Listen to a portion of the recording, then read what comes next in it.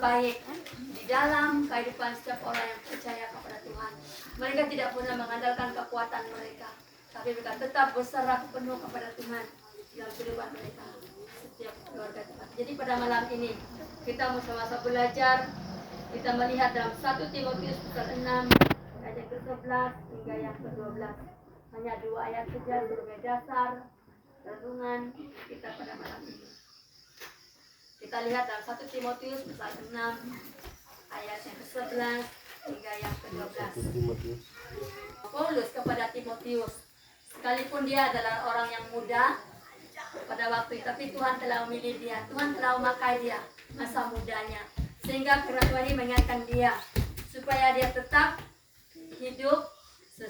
sesuai dengan kehendak Tuhan.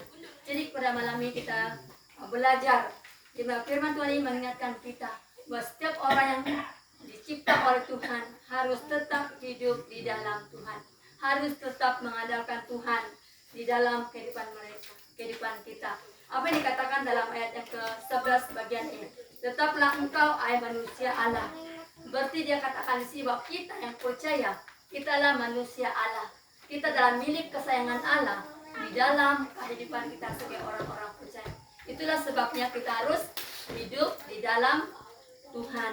Itulah sebabnya kita menikmati segala berkat kemurahan Tuhan di dalam kehidupan kita. Karena kita adalah manusia ciptaan Tuhan. Dan kita adalah milik Tuhan di dalam kehidupan kita. Jadi selagi ada waktu yang Tuhan berikan bagi kita, selagi itu kita harus memiliki hidup di dalam Tuhan. Selagi kita diberi kesempatan, selagi itu kita hidup mengikuti Tuhan di dalam kehidupan kita sebagai orang-orang percaya. Karena kita adalah milik Tuhan. Dia katakan sih, tapi engkau hai manusia Allah. Berarti Tuhan mengingati kita sebagai orang-orang percaya bahwa kita adalah milik Tuhan di dalam kehidupan kita sebagai orang-orang percaya. Jadi selagi kita hidup di dalam dunia ini, selagi itu kita harus hidup di dalam Tuhan.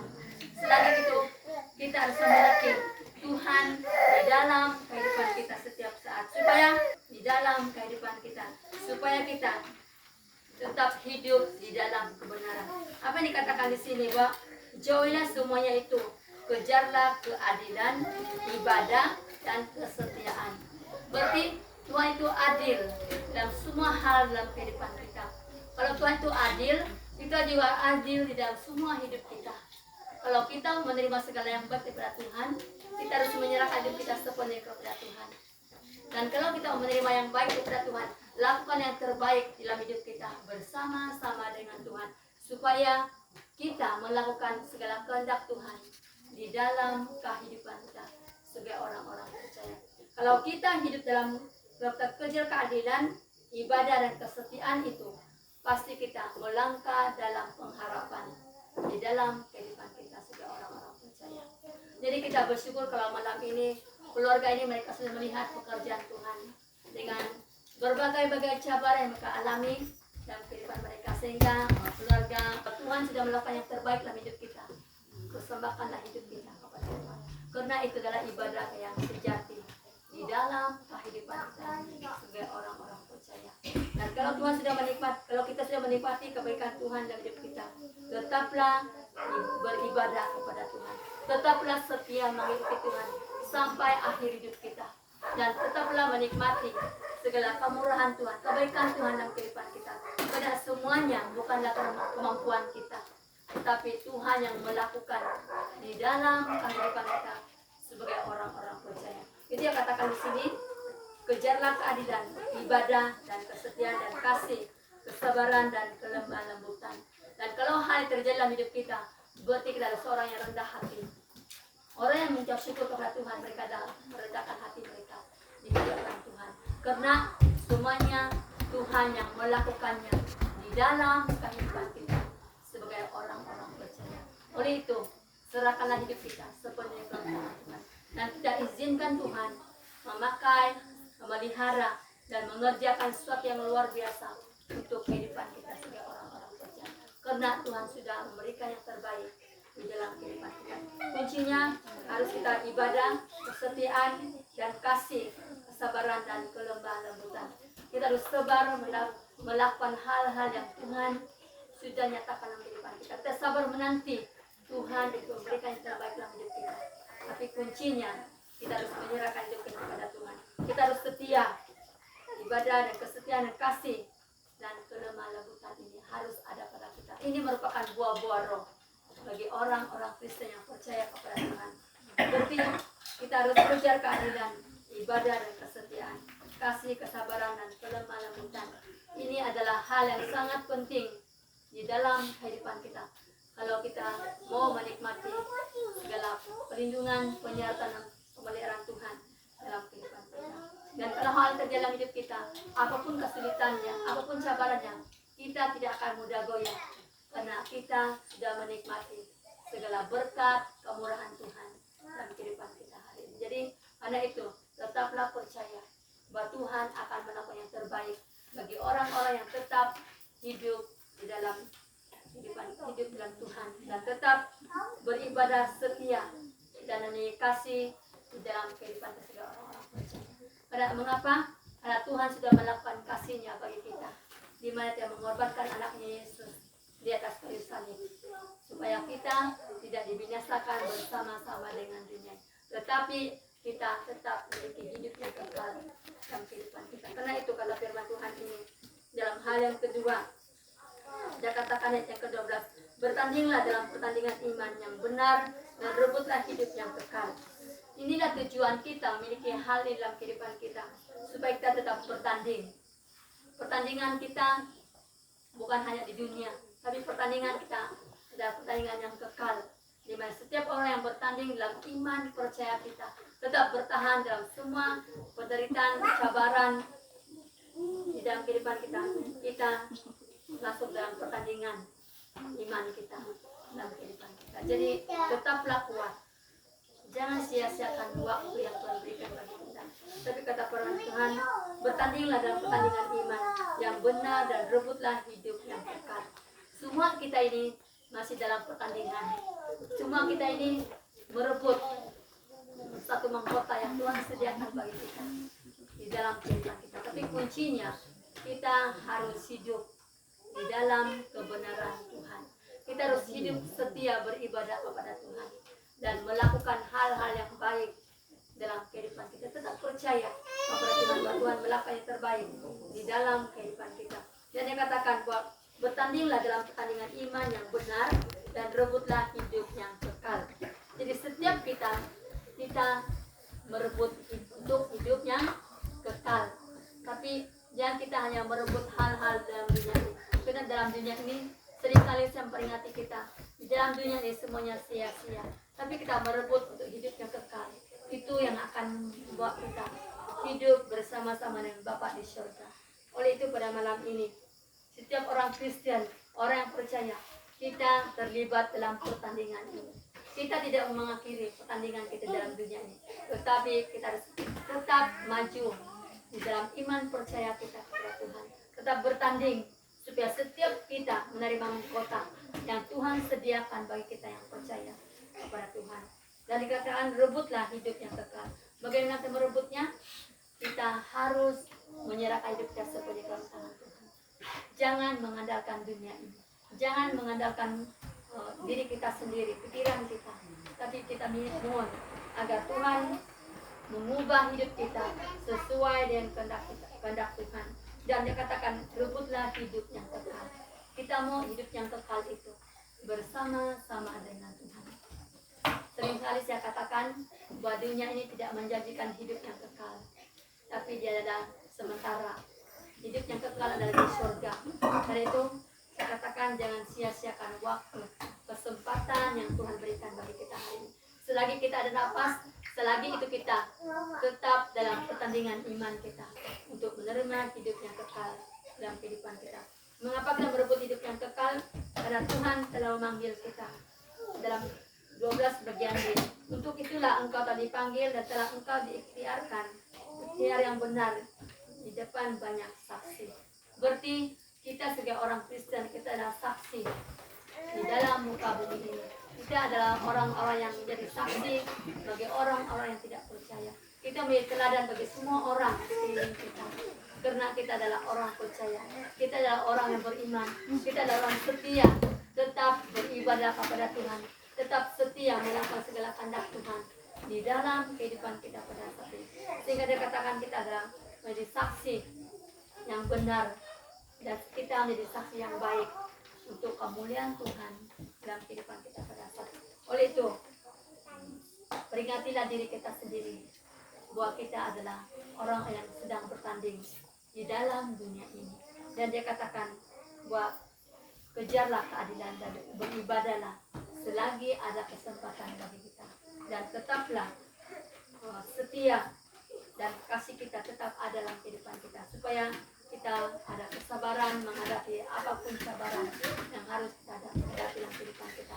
Karena orang yang sabar pasti mereka akan dapat melangkah dalam pengharapan di dalam kehidupan kita.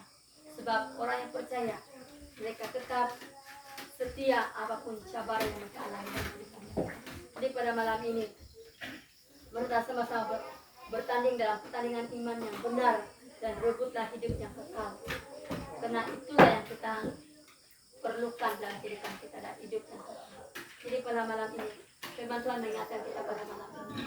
Mari kita serahkan hidup kita kepada Tuhan dan lakukanlah yang benar dan tetaplah setia beribadah kepada Tuhan dan lakukanlah yang terbaik selagi kita ada kesempatan dalam kehidupan kita. Karena Tuhan telah memanggil kita supaya kita dapat hidup yang kekal di dalam kehidupan kita sebagai orang-orang.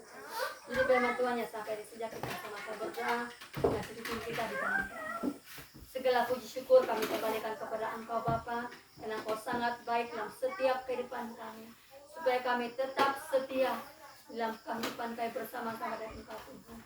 Kami tetap setia beribadah, kami tetap setia untuk mengikuti Engkau dalam kehidupan kami. Dan bila kami dapat kekuatan dalam semua hal yang harus kami hadapi dalam kehidupan kami.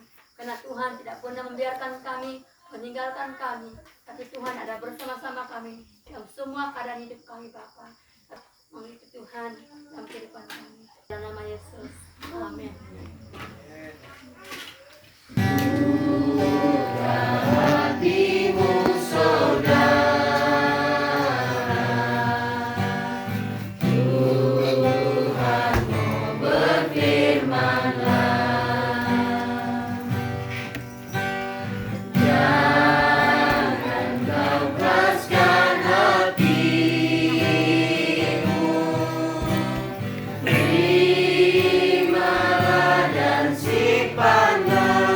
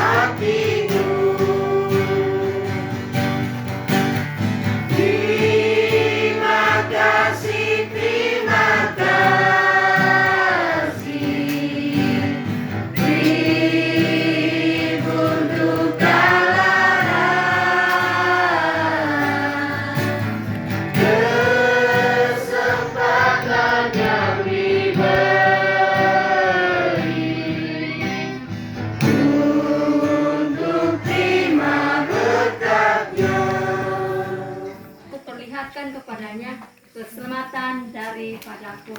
Jadi pada malam ini keluarga yang mengucap syukur kepada Tuhan. Mengapa? Karena para malaikat Tuhan telah memelihara mereka, menjaga mereka, sehingga mereka dapat melihat bagaimana pekerjaan Tuhan dalam keluarga Arvendi pada saat ini. Sehingga dia katakan bahwa dia telah menjaga mereka, dan dalam segala jalan kehidupan mereka Tuhan jaga di dalam kehidupan mereka. Sehingga Tuhan berjanji, firman Tuhan berjanji bahwa dia akan memegang mereka. Dia menatang dengan tangan kanannya, kata firman Tuhan. Berarti Tuhan akan memegang kehidupan keluarga ini. Selagi mereka hidup dalam Tuhan, selagi itu Tuhan akan bersama-sama dengan keluarga ini. Supaya dikatakan firman Tuhan ini, dia menatang dengan engkau atas tangannya, supaya kakimu jangan terantuk kepada batu. Dan dikatakan ayat yang ke-13, bahwa sekalipun ular, singa atau ular, kata firman Tuhan ini, kamu akan langkahinya. Maksudnya bukan itu yang seperti binatang yang kamu langkah, tapi apapun cabaran, rintangan yang kamu hadapi, kamu boleh melewatinya. Karena tangan Tuhan akan menjaga, memelihara, membintingi setiap kehidupan kita. Mengapa? Karena kau percaya bahwa Tuhan akan melakukan yang terbaik dalam kehidupan keluarga Arvindi maupun keluarga besar ini. Karena saya yakin percaya bahwa semua cabaran yang mereka lalui, mereka tetap berdoa kepada Tuhan, minta pertolongan daripada Tuhan. Karena semuanya mereka tidak mampu melewatinya tanpa Tuhan menolong keluarga ini. Sehingga dikatakan firman Tuhan ini bahwa dia telah meluputkannya dan melintinginya. Sebab mengapa? Karena keluarga ini mengenal Tuhan dalam kehidupan mereka. Jadi kehidupan kita, karena kita sudah menikmati kebaikan Tuhan dalam kehidupan kita. Jadi pada malam ini saya undang keluarganya.